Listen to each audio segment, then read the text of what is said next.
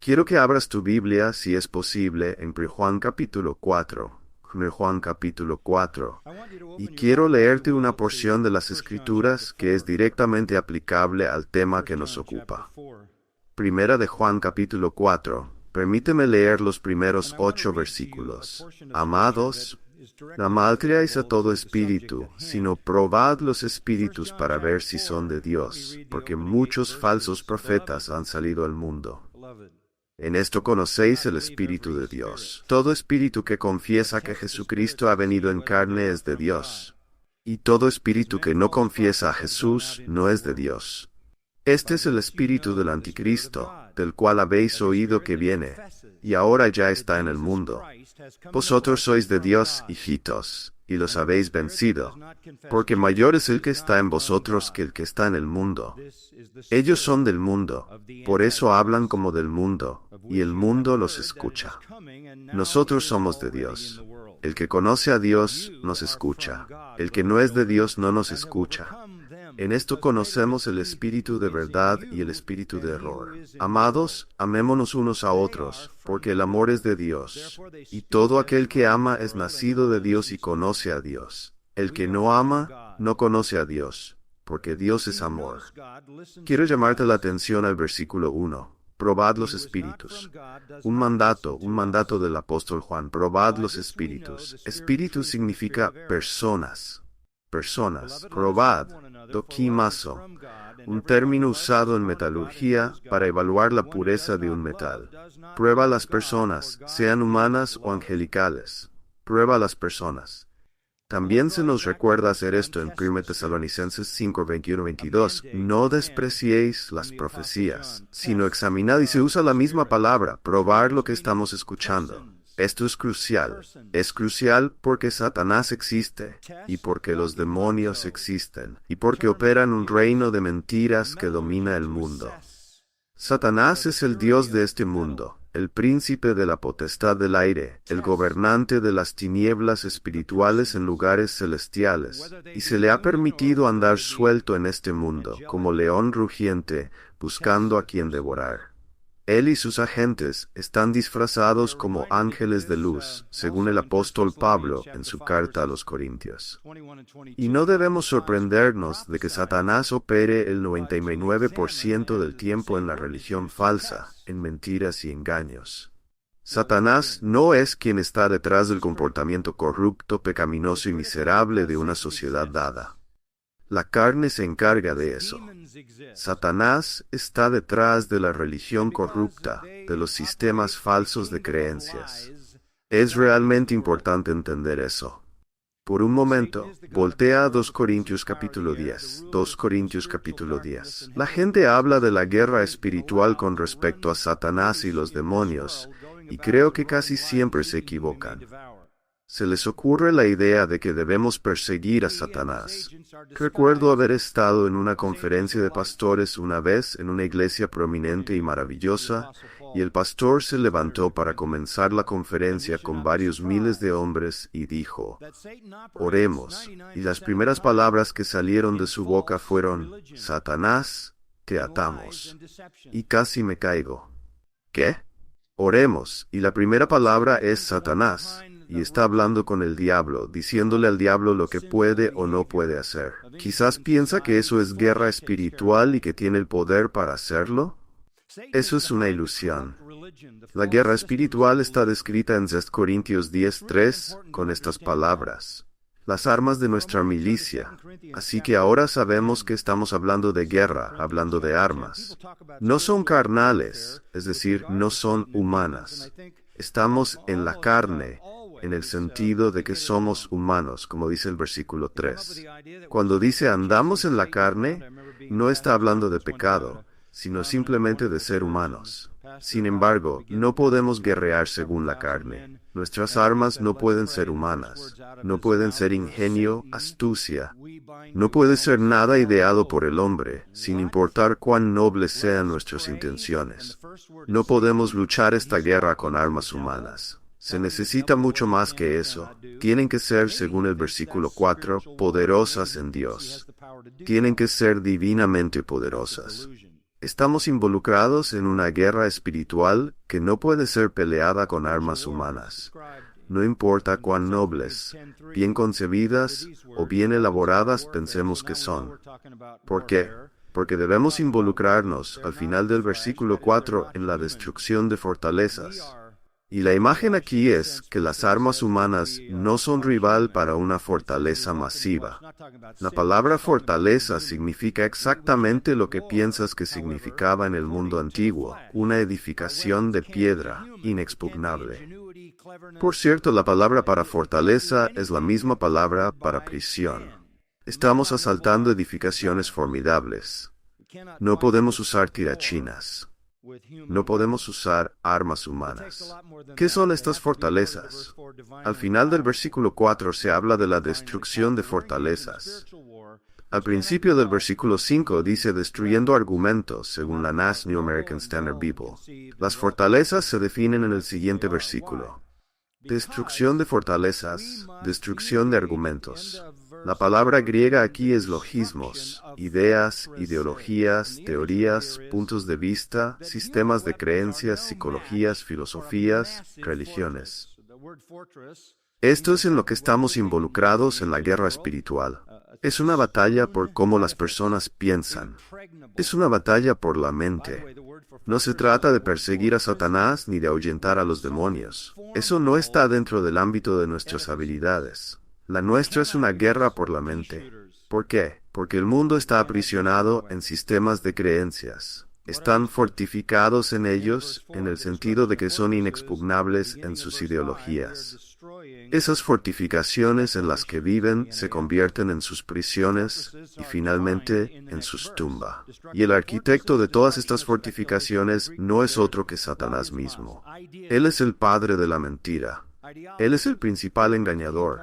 Él es el ángel de luz definitivo, y lleva a cabo su gran obra a través de sistemas de creencias falsos. De hecho, están aún más definidos, mira de nuevo el versículo 5, como todo pensamiento altivo que se levanta contra el conocimiento de Dios. ¿Qué significa eso? Toda idea elevada, toda idea aparentemente noble, idea intelectual, gran percepción, cualquier cosa, y todo lo que se levante como una ideología, escucha con atención, en contra del conocimiento de Dios. Las personas están fortificadas en sistemas que son anti-Dios, Para usar el lenguaje de Juan, son anticristo. Y como dije, las personas están fortificadas allí, están aprisionadas allí, y finalmente están enterradas allí. Entonces, ¿cuál es nuestra responsabilidad? Nuestra responsabilidad es destruir estas ideologías, aplastar estas fortificaciones y llevar todo pensamiento cautivo a la obediencia a Cristo. Esta es una batalla por cómo piensan las personas. Una vez más, Satanás es el arquitecto, el diseñador, el ingeniero y el constructor de estas ideologías. Las personas están fortificadas en ellas y en última instancia, condenadas por ellas al infierno eterno. Y todo parece tan maravilloso porque está operado por el ángel de luz supremo. En el Antiguo Testamento se advertía a las personas sobre los falsos profetas. En el Nuevo Testamento, nuevamente se nos advierte sobre los falsos profetas. En el Sermón del Monte, Jesús advierte sobre los falsos profetas, Mateo 7. Pablo advierte sobre los falsos profetas repetidamente.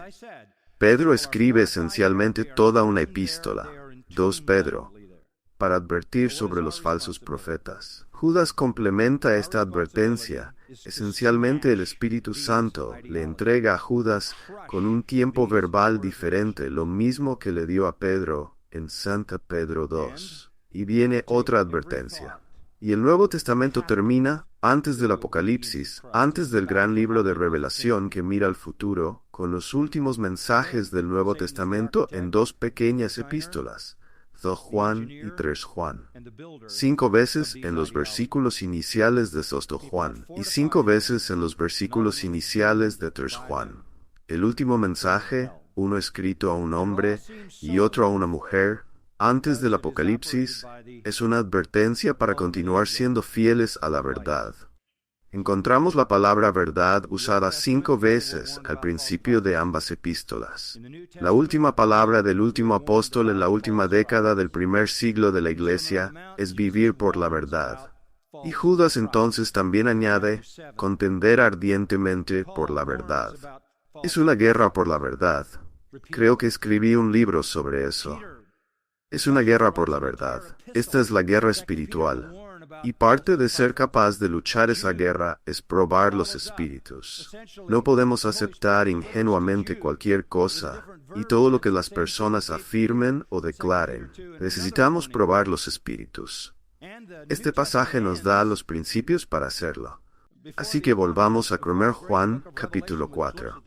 Y por cierto, cuando estalló el gran despertar entre 1730 y 1740, hubo preguntas sobre la legitimidad de aquello. Hubo cosas que claramente eran obra del Espíritu Santo, pero también hubo cosas que no parecían ser obra del Espíritu Santo. Y Jonathan Edwards evaluó ese movimiento basándose en este mismo texto. Así que, anoche Steve Lawson resucitó a Calvino, y hoy vamos a resucitar a Jonathan Edwards. Y vamos a dejar que nos hable un poco. Jonathan Edwards escribió una obra titulada Las marcas distintivas de una obra del Espíritu de Dios, The Distinguishing Marks of a Work of the Spirit of God, basada en 1 Juan capítulo 4, que se publicó en 1741. Edwards afirmó que este pasaje es fundamental para evaluar cualquier cosa que se afirme ser obra del Espíritu Santo. Estas son pruebas eternas, no dadas por Jonathan Edwards, quien simplemente las observó como lo haremos nosotros, sino por el Espíritu Santo. Pruebas eternas mediante las cuales debemos medir todos los movimientos espirituales, todas las predicaciones, todos los predicadores deben ser evaluados por estas pruebas. Lo que es verdaderamente del Espíritu Santo se ajustará a estas pruebas. Es maravilloso que el Espíritu de Dios nos haya dado esto.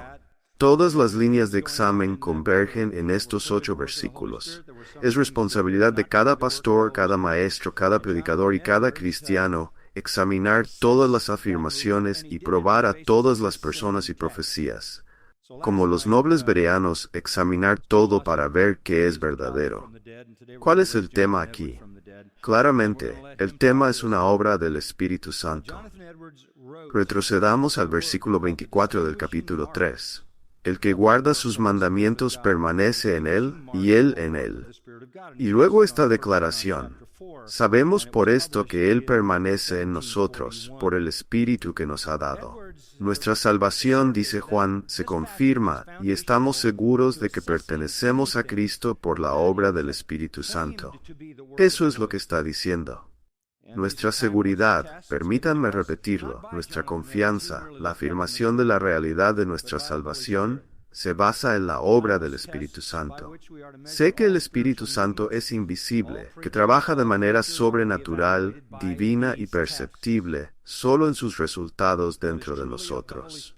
Sin embargo, aunque la obra del Espíritu Santo es invisible, los resultados son visibles. Aunque no experimentamos ni sentimos al Espíritu Santo, sí experimentamos la manifestación de su obra. Uno de los errores del movimiento carismático es decir que el Espíritu Santo me está guiando o que el Espíritu Santo me está dirigiendo. No hay forma de saber eso. No tengo forma de saberlo. No tengo una luz roja en mi cabeza que se encienda cuando es el Espíritu Santo y se apague cuando soy yo mismo. No tengo ningún mecanismo para saber si estoy recibiendo impulsos del Espíritu Santo. Eso es imperceptible, eso es invisible, eso es sobrenatural, eso es divino. Todo lo que sé es que puedo experimentar el resultado de su movimiento en mi vida. Y comenzó cuando fui salvo. Inmediatamente sentí un odio por el pecado y un amor por las cosas que honran a Dios. Inmediatamente fui indiferente a la filosofía, aunque tomé un curso menor de filosofía en la universidad y estudié filosofía occidental. Nunca has conocido a una persona menos interesada en la filosofía que yo, pero tengo un deseo apasionado y todo abarcador de conocer la palabra de Dios. No vi al Espíritu Santo hacer eso, no lo sentí hacerlo, pero conozco el resultado de su obra. Tolero a las personas en el mundo con compasión por su perdición. Adoro al pueblo de Dios. Amo a las personas en la iglesia de Dios. Ni siquiera sé quién eres, y si me lo permites, solo quiero decirte que te amo en un sentido real, no en el sentido de que te conozco por completo. Pero hay algo acerca de aquellos que pertenecen a Cristo. Ellos también me pertenecen a mí. Estas son cosas que son evidencia. Estas son cosas que son evidencia de una obra invisible del Espíritu Santo dentro de mí. Entonces sabemos que Cristo permanece en nosotros, porque sabemos que el Espíritu que Él nos ha dado se manifiesta en nosotros. La gente me dice, ¿cómo sabes que eres un creyente? No es tu perfección, es tu dirección. Es lo que amas, lo que odias y lo que anhelas. Todos estamos en Romanos 7, ¿no es así? No hacemos lo que deberíamos hacer, no hacemos lo que queremos hacer. Hacemos lo que no queremos hacer y no deberíamos hacer, y odiamos eso en nosotros mismos, y esa es la evidencia del Espíritu Santo en nosotros. ¿Sabes? En Juan 3:8, Jesús le dice a Nicodemo, el viento sopla de donde quiere y oyes su sonido, pero no sabes de dónde viene ni a dónde va. Así es todo aquel que es nacido del Espíritu. Esa es una ilustración, incluso en Juan 3, del Espíritu Santo. La obra del Espíritu Santo es invisible, pero sus efectos son altamente visibles. Por los efectos visibles, manifiestos y experimentales de la obra invisible del Espíritu Santo, sabemos que Él vive en nosotros. ¿Qué está haciendo Él en nosotros? Permíteme darte una lista rápida. Produce en nosotros un deseo de arrepentimiento, un odio por el pecado. Produce en nosotros un deseo de buscar salvación y perdón. Produce en nosotros una creencia en el Evangelio, un amor por el Señor Jesucristo, un deseo de ser esclavos del Señor Jesucristo, reconociéndolo como Señor. Produce en nosotros un deleite en las Santas Escrituras, un anhelo de obediencia. Produce en nosotros gozo en las pruebas y tribulaciones, amor por otros creyentes, deseo de compañerismo, entendimiento de la Biblia, iluminación de las Escrituras, inclinación a la oración, afectos santos, un deseo de alabanza, un corazón de gratitud, la adoración como forma de vida, y una creciente semejanza a Cristo. Eso es algo muy alentador. Solía decir que esto es lo que el Espíritu Santo está haciendo en ti, te guste o no. Pero hay otros espíritus, y realmente me sorprende bastante. Creo que es muy sorprendente que en un giro inesperado y repentino, desde las glorias del versículo 24 del capítulo 3, el Espíritu Santo traiga palabras a la mente de Juan que se mueven desde la gloriosa realidad de Cristo y la verdadera obra del Espíritu Santo hacia los peligros mortales de los espíritus impíos, las personas impías que no son de Dios, los anti-Dios, los anticristos. Y no nos sorprende realmente esto, porque hemos sido advertidos por el Espíritu Santo desde el Antiguo Testamento. El engaño satánico siempre está con nosotros. Estaba en el jardín, ¿no? Siempre está en acción. Siempre es eficaz. Dios siempre ha advertido a su pueblo. Ha llamado a su pueblo a la vigilancia. Ha llamado a su pueblo a discernir. Es una larga guerra contra la verdad. Y arde todo el tiempo. Y el verdadero pueblo de Dios siempre ha tenido que luchar contra los falsos profetas y los mentirosos. Y lo que los hace efectivos es lo engañosos que son. Es una extraña ironía para mí, una ironía muy extraña, que en el movimiento carismático, si los criticas, si intentas ser vigilante y discernir, y si te esfuerzas por contender por la verdad, y los mantienes en conformidad con las Escrituras, y expones sus errores, ellos te condenarán como el pecador. ¿Eres tú quien está obstaculizando el cumplimiento de la oración de Jesús en Juan 17 por la unidad de su iglesia? ¿Cómo sé eso? Lo he vivido. Lo he vivido. Para que ellos tengan éxito, deben convertir el discernimiento en una iniquidad. Deben convertir el discernimiento en una transgresión contra Cristo y su oración sacerdotal. Es esencial para el movimiento carismático sobrevivir, que ataquen a los guerreros de la verdad y los conviertan en enemigos del Espíritu Santo. Porque si la sana doctrina prevalece, ellos no sobreviven. El evangelicalismo ha sido, en gran medida, intimidado hasta el silencio. Estábamos discutiendo esto cuando comenzamos a trabajar en el libro. No pudimos encontrar un libro que expusiera el movimiento carismático tal como es y que se hubiera publicado, un libro notable, en los últimos 15 años. Han tenido mucho éxito en silenciar al evangelicalismo. Y así, volvemos a Juan, y se nos ordena probar a las personas que promueven cualquier cosa en nombre de Dios y en el nombre de Cristo para ver si son de Dios. Se nos instruye desde el principio de este versículo con estas palabras: Amados, no creáis a todo espíritu, no lo creáis. ¿Por qué? Porque muchos falsos profetas han salido al mundo. Así que, probad los espíritus. Debería ser suficiente para convencerte del error de ese movimiento el simple hecho de saber que no quieren ser examinados. Si esto fuera una verdadera obra del Espíritu Santo, consistente con las Escrituras, estarían invitando todo el escrutinio posible, porque desearían la afirmación y autenticación. Entonces, ¿cuáles son las pruebas? Bueno, te daré una, y tengo varias, pero no sé hasta dónde llegaré. Las que no te dé están en el libro. Le dije a Travis que necesitaba 3 horas hoy, y él dijo no puedes tener 3 horas. De acuerdo. Prueba número 1. La verdadera obra del Espíritu Santo exalta al Señor Jesucristo. La verdadera obra del Espíritu Santo exalta al Señor Jesucristo. Versículo 2. En esto conocéis el Espíritu de Dios. Todo espíritu que confiesa que Jesucristo ha venido en carne es de Dios. Y todo espíritu que no confiesa a Jesús no es de Dios. Este es el espíritu del anticristo, del cual habéis oído que viene y que ahora ya está en el mundo. La primera prueba es una prueba cristológica. La primera prueba tiene que ver con la persona de Jesucristo. Todo espíritu que confiesa a Cristo es de Dios. Eso es positivo. Cualquier espíritu que no confiese a Cristo no es de Dios. Todo comienza con la cristología. Todo comienza con una comprensión clara y verdadera de la encarnación, que Jesús, Dios en carne humana, sea comprendido bíblicamente. Ahora, ¿sobre qué está escribiendo específicamente Juan aquí? Había algunos que negaban que Jesucristo fuera realmente humano.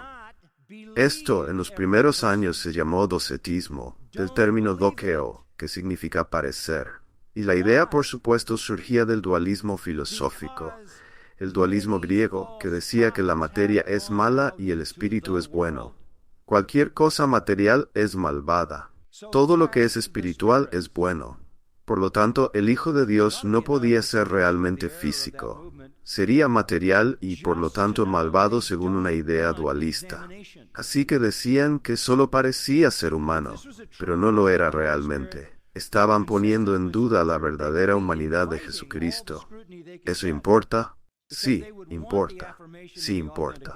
Porque si Él ha de ser el sustituto que muere en tu lugar, debe ser humano.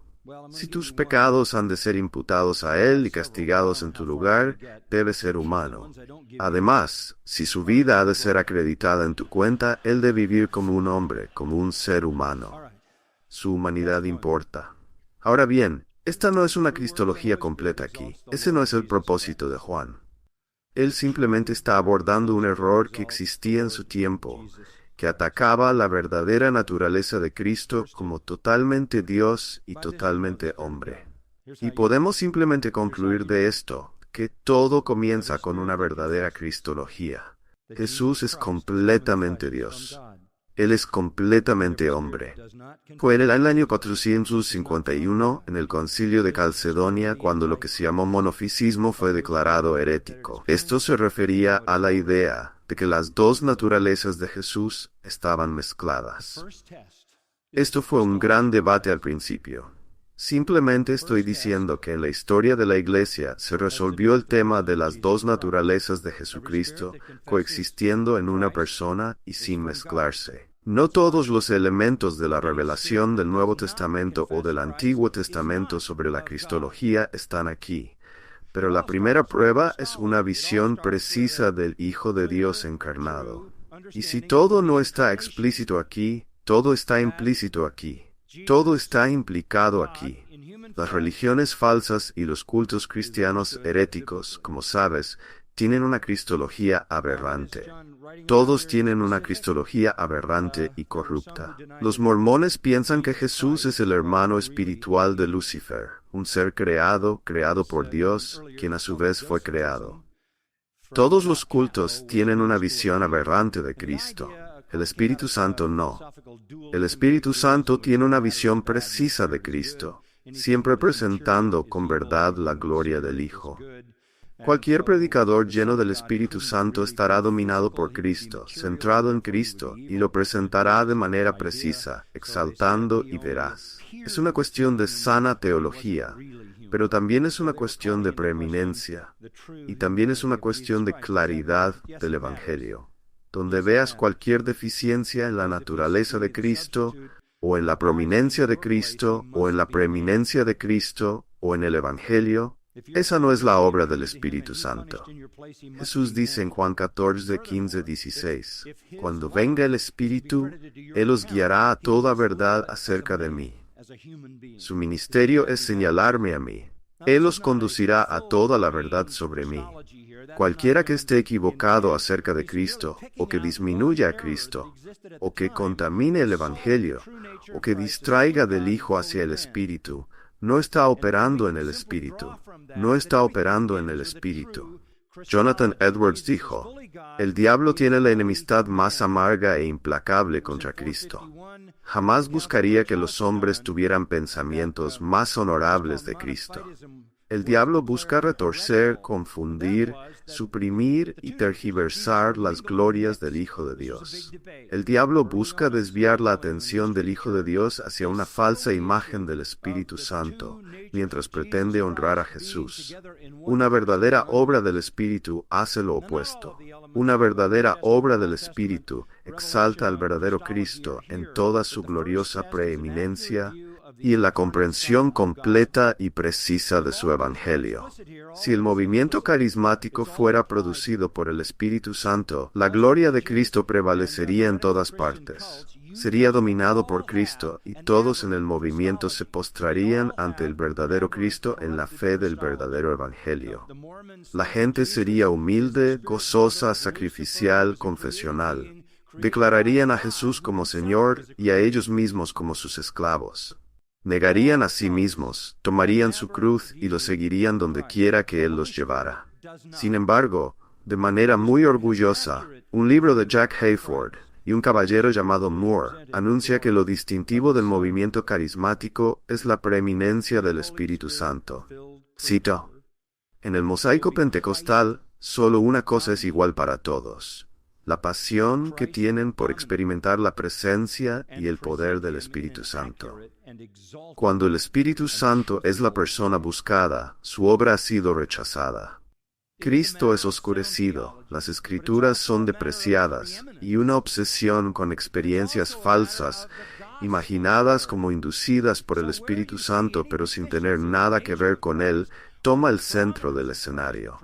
Efesios 3:14 dice, «Por esta causa doblo mis rodillas ante el Padre, de quien toma nombre toda familia en los cielos y en la tierra, para que os dé, conforme a las riquezas de su gloria, el ser fortalecidos con poder por su Espíritu en el hombre interior».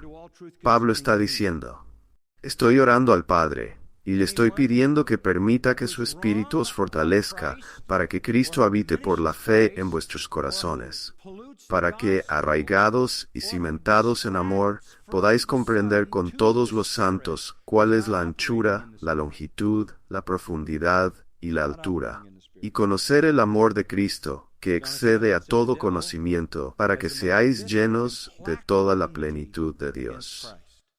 ¿Cuál es la oración de Pablo? Es que el Espíritu os lleve a una comprensión plena del amor de Cristo. Siempre apunta a Cristo.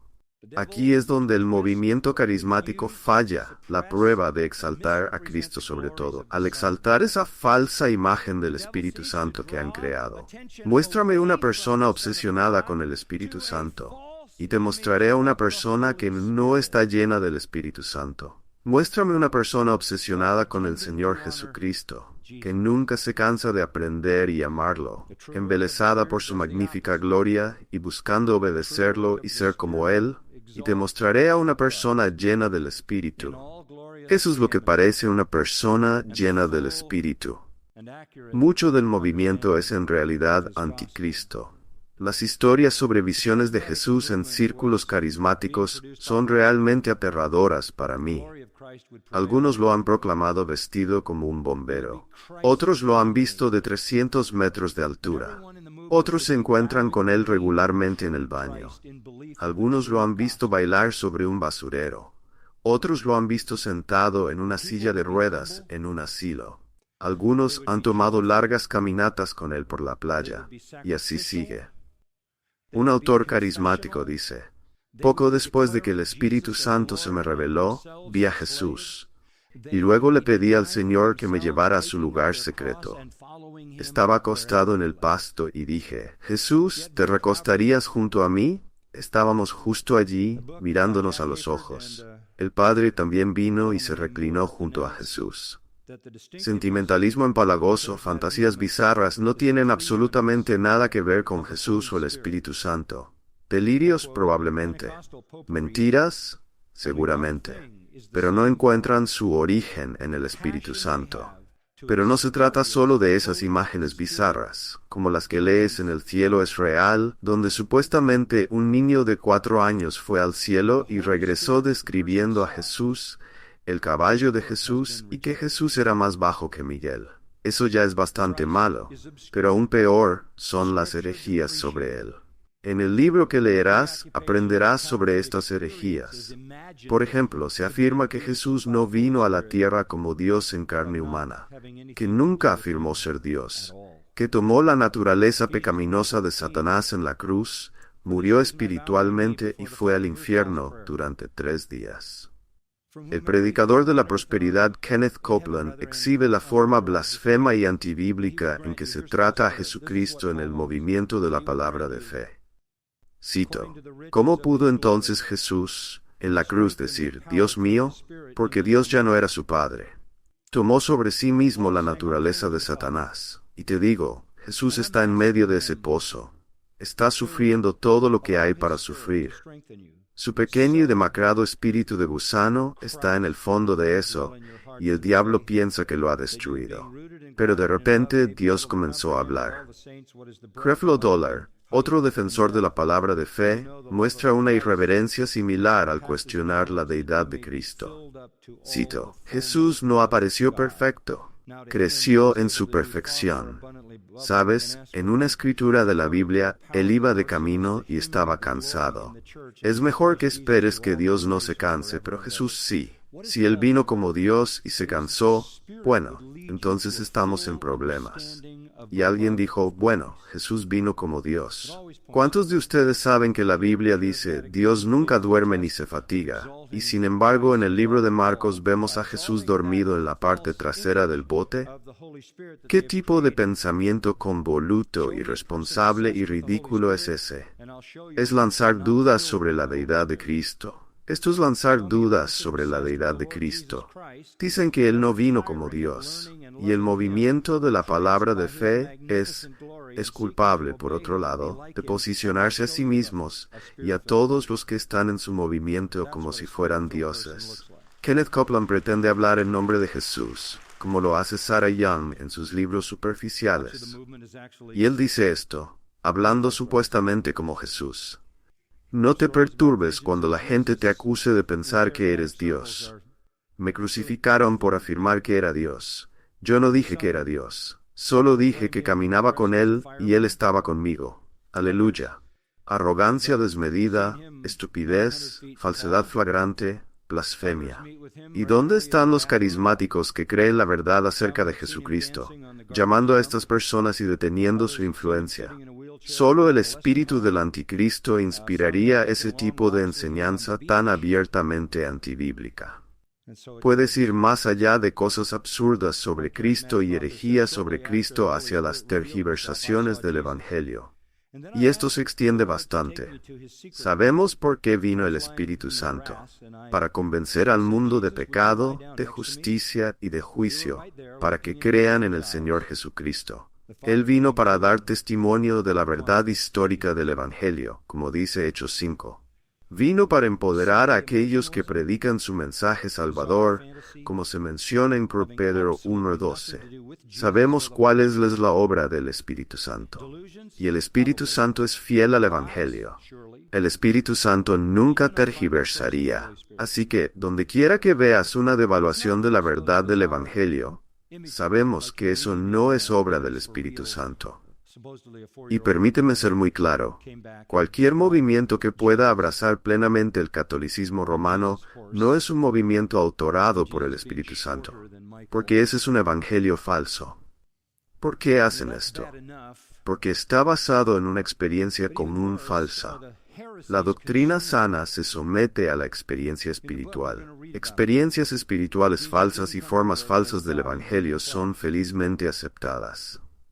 La renovación carismática católica comenzó en 1966-7, cuando un grupo de estudiantes recibió, según ellos, el bautismo y habló en lo que llamaron lenguas, aunque no eran idiomas reales. El movimiento fue oficialmente reconocido por el Papa Juan Pablo II. ¿Por qué? Porque los católicos absorben. Así es como crece el sistema. Recientemente el Papa dijo: «Hey, bienvenidos todos de nuevo a la iglesia. Homosexuales, está bien. Ateos, también vais al cielo si hacéis lo mejor que podáis». Eso es el catolicismo romano. Absorber a los herejes, absorber a los disidentes, absorber a las personas que están afuera, construir el sistema. ¿Por qué? Porque ese sistema tiene un solo rey, y es el rey de las tinieblas. Para el año 2000, había 120 millones de carismáticos católicos. Hoy en día, hay más de 500 millones de carismáticos en el mundo, y 1 de cada 5 es católico romano. Los carismáticos católicos mantienen una teología católica, doctrina católica, y niegan que un creyente sea justificado solo por la fe. ¿En qué creen? En las obras. Creen en la eficacia de los 7 sacramentos romanos. Están completamente inmersos en la idolatría de la misa católica, ese horrendo intento de resacrificar a Cristo.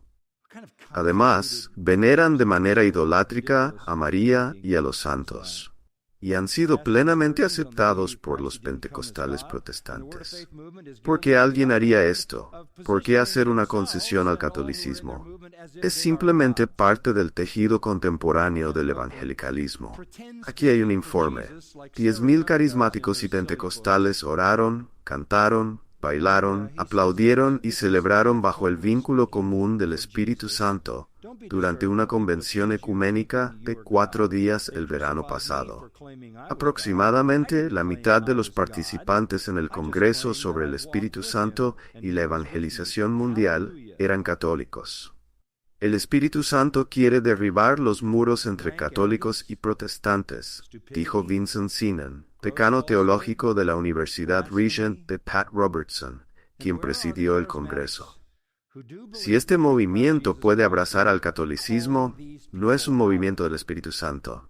La teología católica romana es corrupta. Tiene un evangelio falso. El espíritu detrás de la renovación carismática católica no es el Espíritu Santo. Y no solo ellos. A nivel mundial hay 24 millones de carismáticos que pertenecen a un grupo que se puede denominar pentecostales unicistas. ¿Qué es el pentecostalismo unicista? A veces se les conoce como solo Jesús. Niegan la Trinidad. 24 millones niegan la Trinidad, aproximadamente 1 de cada 4 en América. ¿Qué creen? Creen en lo que se llama modalismo, que hay un solo Dios y que aparece en 3 modos diferentes. A veces es el Padre, a veces es el Hijo y a veces es el Espíritu, pero nunca es los 3 al mismo tiempo. Tiene estos 3 modos en los que puede aparecer. Esto causa un pequeño problema en el bautismo de Jesús, ¿verdad? Me refiero a que tendría que cambiar de sombrero muy rápido. Pero ya en el credo atanasiano se estableció que Dios es Padre, Hijo y Espíritu. 3 personas coiguales, coeternas, divinas. El modalismo ha sido condenado a lo largo de toda la historia de la Iglesia como una herejía a un nivel fundamental que literalmente ataca la naturaleza de Dios y te separa de la posibilidad de salvación. Probablemente el líder pentecostal unicista más conocido sea T.D. Jakes, quien niega la Trinidad. Si no tienes al verdadero Dios, no tienes al verdadero Cristo, y no tienes al verdadero Espíritu. Los modalistas sostienen esta idea. Hay un Dios que puede ser designado por tres nombres diferentes. Puede ser llamado Padre, como el Creador del mundo y dador de la ley. Puede ser llamado Hijo, como Dios encarnado en Jesucristo. Puede ser llamado Espíritu Santo como Dios en la era de la Iglesia. Según esta doctrina, Jesucristo es Dios y el Espíritu de Dios, pero no como personas distintas. Los concilios de Nicea, 325, y Constantinopla, 381, condenaron el modalismo como herejía universalmente. La iglesia más grande de América es, supongo que podrías llamar la iglesia con una C minúscula, la de Joel Osteen en Houston. Es una variedad superficial y azucarada de universalismo, que se opone abiertamente a todo lo que dice la Escritura. Cuando se le preguntó qué pensaba sobre las personas que rechazaban a Jesucristo, Osteen dio una respuesta que bien podría haber salido de los labios del Papa Francisco. Bueno, no sé si creo que están equivocados. Yo creo, esto es lo que enseña la Biblia, y desde la fe cristiana esto es lo que yo creo, pero pienso que solo Dios juzgará el corazón de una persona. Pasé mucho tiempo en la India con mi padre. No sé todo sobre su religión, pero sé que aman a Dios. Y no sé, he visto su sinceridad, así que no sé. Yo sé por mí mismo, y por lo que enseña la Biblia, que quiero tener una relación con Jesús. En otra ocasión, se le preguntó si los mormones son verdaderos cristianos. Su respuesta fue, bueno, en mi mente, sí lo son. Mitt Romney dijo que cree en Cristo como su Salvador, y eso es lo que yo creo. Así que ya sabes, no soy yo quien juzga los pequeños detalles. Así que creo que lo son. ¿Entiendes el impacto generalizado que tiene esto? Es masivo. Este es el universalismo. Por cierto, el mormonismo afirma experimentar los mismos fenómenos sobrenaturales que los pentecostales y carismáticos afirman hoy. En la dedicación del templo de Kirtland, construido en 1836 por Joseph Smith, este reportó los siguientes fenómenos: lenguas, profecías y visiones milagrosas.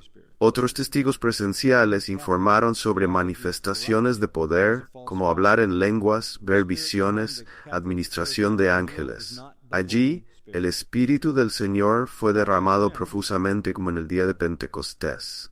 Cientos de ancianos hablaron en lenguas. Ahí lo tienes. Más de medio siglo antes de que Charles Parham iniciara el movimiento carismático, los mormones ya hacían lo mismo. Los mormones, te recuerdo, creen que Jesús es el hermano espiritual de Lucifer. ¿Fue esto una obra del Espíritu Santo? No lo fue en el caso de los mormones, y no lo es en el caso de quienes lo siguieron. Y luego, por supuesto, otra importante distorsión carismática del Evangelio se encuentra en las promesas de salud y riqueza del movimiento de la palabra de fe. Este es un evangelio falso. Estoy tratando de mostrarte todas las formas en que se puede atacar una verdadera cristología. El evangelio de la prosperidad, horrendo, es, sin embargo, el rasgo definitorio de todo el pentecostalismo, de tal manera que la mayoría de los pentecostales, más del 90% en la mayoría de los países, creen en el evangelio de la prosperidad. Es la razón por la cual este movimiento ha crecido, porque miente prometiendo éxito, salud y riqueza, y se aprovecha de los pobres. Se aprovecha de los pobres. El evangelio de la prosperidad no tiene interés en el evangelio bíblico. Solo ofrece prosperidad financiera, bienestar físico a personas desesperadas. Ofrece comodidades carnales, riquezas terrenales, éxito mundano a millones de personas que literalmente entregan lo poco que tienen para obtenerlo. Es lo peor. Es lo más vil. Aprovecharse de los enfermos y de los pobres y enriquecerse mintiéndoles. ¿Hay algo más despreciable que eso? Y luego atribuirlo al Espíritu Santo y asociarlo con el nombre de Jesús. Los vendedores de esta perversión son culpables de vender un evangelio falso, traficando con productos heréticos. Los predicadores de la prosperidad han convertido al cristianismo en un hazmerreír. Un escritor dice: el evangelio de la prosperidad es la versión cristiana de la lucha libre profesional. Eso lo resume bastante bien. Pero por otro lado, estos estafadores espirituales serán castigados algún día por su concepción blasfema, como dice Judas 13. Si sumamos el número de personas conectadas a los grupos heréticos, catolicismo romano, pentecostalismo unicista y el evangelio de la prosperidad de la palabra de fe, la suma estaría en los cientos de millones. De hecho, constituye la mayoría dentro del movimiento. Todo esto nos lleva de nuevo al punto principal, una verdadera obra del Espíritu Santo. ¿Qué hace? ¿A quién exalta? A Cristo, su persona, su obra, su evangelio. Ahora, cuando tengas el libro, y lo tendrás, leerás muchas más cosas como estas que sustancian las desviaciones de este movimiento. Déjame simplemente mencionar los otros puntos, y luego podrás esperar para leerlos en detalle. El segundo punto. Mira los versículos 4 y 5 de Kramer Juan. Vosotros sois de Dios hijitos, y los habéis vencido. Porque mayor es el que está en vosotros que el que está en el mundo. Ellos son del mundo, por eso hablan como del mundo, y el mundo los oye. ¿Sabes por qué este movimiento crece? Porque está ofreciendo a las personas del mundo lo que ya quieren. Es mundano. Están ofreciendo lo que el corazón no regenerado desea. Salud, riqueza, prosperidad. Lo empaquetan de todas las formas posibles. Les pueden dar una experiencia emocional de alto impacto. Los sacan de la monotonía de su vida diaria. Los ponen en una multitud, encienden las luces, la música resuena, y los elevan a algún tipo de experiencia que puede igualar lo que las personas sienten cuando beben para escapar. Es todo mundano. Música, emoción, liberación, promesas de salud, riqueza, experiencias extáticas, la esperanza de prosperidad. Ellos son del mundo, dice el versículo 5. Por eso hablan como del mundo, y el mundo los oye. Ahí tienes una descripción de por qué este movimiento funciona. Son hombres mundanos, hablando a personas mundanas sobre cosas mundanas. No tiene nada que ver con el reino de Dios, nada. Por otro lado, y esto me encanta, nosotros hemos vencido al mundo.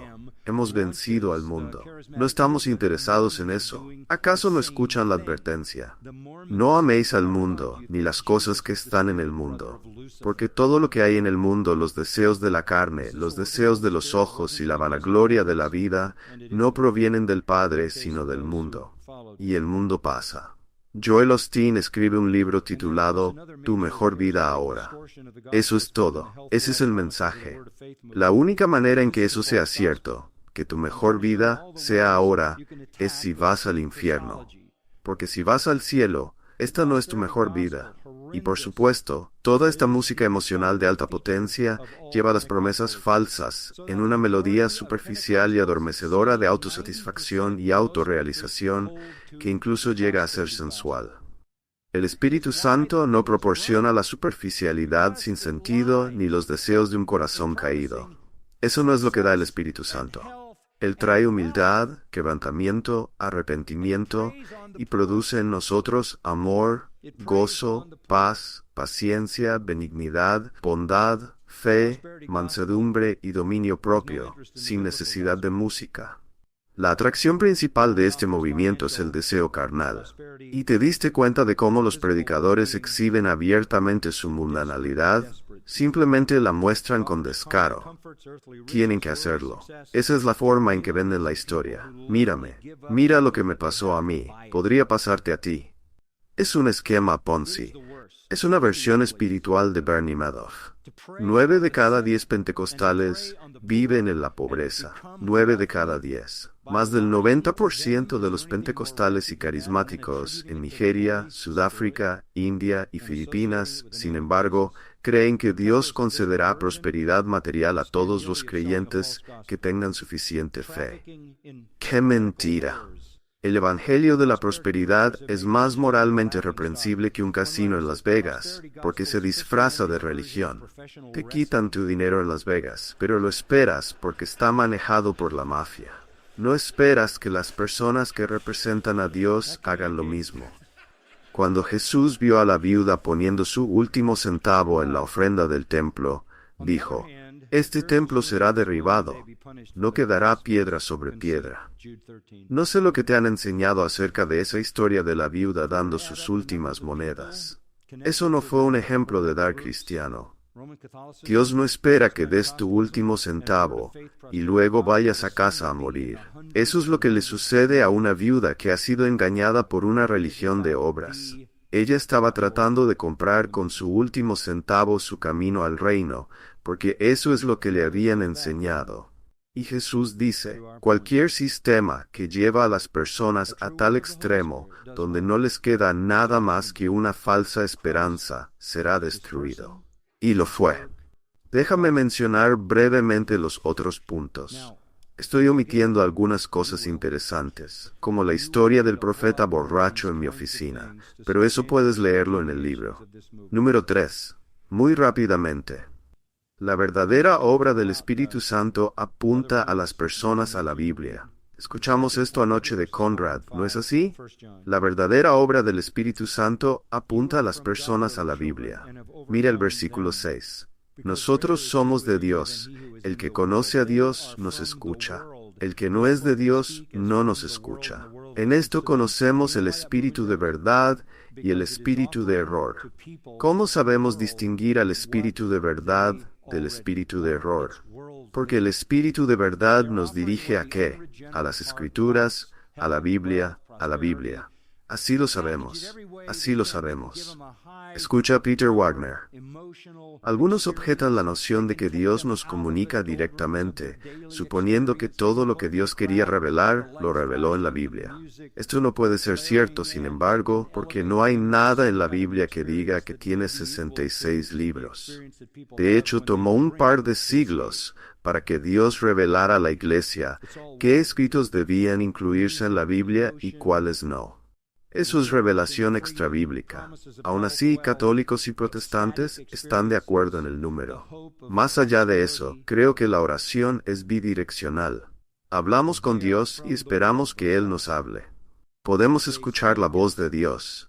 También revela cosas nuevas a los profetas, como hemos visto. Jack Deere, quien fue profesor en el Seminario Teológico de Dallas, con quien también tuvimos una conversación, dice esto. Enseñó en ese seminario y luego lo dejó. Dice, la suficiencia de las Escrituras es una doctrina demoníaca. Para cumplir el propósito más elevado de Dios en nuestras vidas, debemos ser capaces de escuchar su voz, tanto en la palabra escrita como en la palabra recién hablada desde el cielo. Satanás entiende la importancia estratégica de que los cristianos escuchen la voz de Dios, por lo que ha lanzado varios ataques contra nosotros en esta área. ¿Captaste eso? Según él, Satanás es quien llama a la fidelidad escritural. Continuó diciendo, uno de los ataques más exitosos de Satanás ha sido desarrollar una doctrina que enseña que Dios ya no nos habla, excepto a través de la palabra escrita.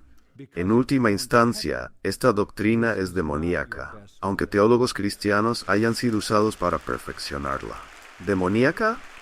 La prueba falla aquí. Una última prueba que mencionaré, aunque brevemente. Amados, amémonos unos a otros porque el amor es de Dios. Todo aquel que ama es nacido de Dios y conoce a Dios. El que no ama, no conoce a Dios, porque Dios es amor. 1 Juan 4, 7, 8. La verdadera obra del Espíritu Santo se manifiesta en el amor de Dios. Amor hacia Dios, amor hacia el pueblo de Dios. La verdadera obra del Espíritu Santo eleva el amor bíblico. Ese amor se muestra hacia Dios en una adoración pura, verdadera y santa.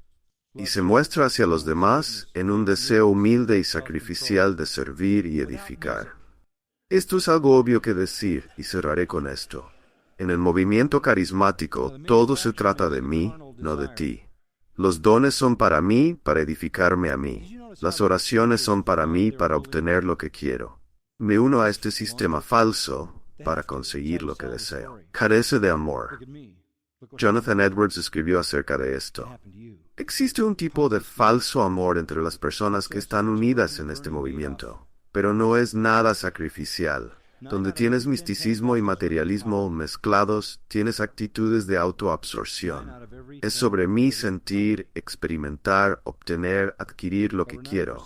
Es un apropio infantil, materialismo frío y egoísmo disfrazado de obra del Espíritu Santo. Así que no necesitamos especular. Realmente no. Tenemos las pruebas. Solo mira las pruebas. Mide el movimiento. Sé perspicaz como los nobles bereanos y debería estar claro para nosotros. Quiero cerrar leyendo 2 Juan 7:11. Porque muchos engañadores han salido al mundo, los que no confiesan que Jesucristo ha venido en carne. Este es el engañador y el anticristo. Mirad por vosotros mismos, para que no perdáis lo que hemos logrado, sino que recibáis recompensa completa. Cualquiera que se extravíe y no permanezca en la doctrina de Cristo, no tiene a Dios. El que permanece en la doctrina de Cristo, ese tiene tanto al Padre como al Hijo. Si alguno viene a vosotros y no trae esta doctrina, no lo recibáis en casa, ni le digáis, bienvenido, porque el que le da la bienvenida participa en sus malas obras. Es una advertencia contra cualquier abrazo ecuménico hacia aquellos con una cristología aberrante.